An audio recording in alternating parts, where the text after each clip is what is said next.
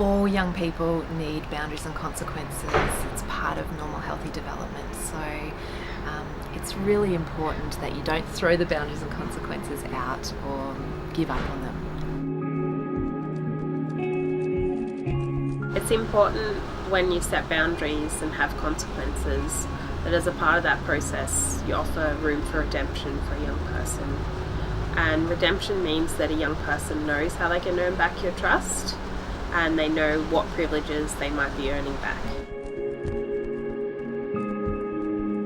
Some key principles to keep in mind that make for really good boundaries and consequences are that boundaries should be age appropriate. So a boundary or a house rule for a 14-year-old is going to be entirely different to one for an 18-year-old.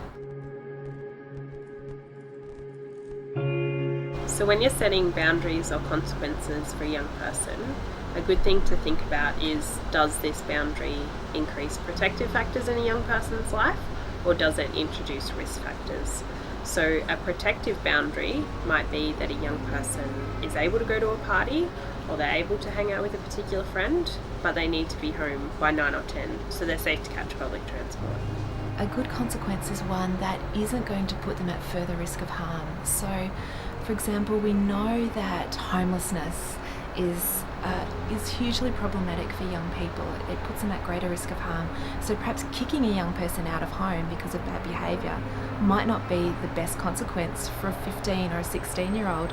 Think about consequences that are actually going to protect them, that are going to draw them into the family, into the community, and give them more purpose, belonging, and increase their self-esteem. It's really hard dealing with a young person's ongoing substance use, but it's important to remember that setting boundaries or enforcing consequences doesn't make you a mean parent. It's an important part of adolescent development. There are other examples because boundaries and consequences are specific to each family. So Yoda can help talk to you about what these are.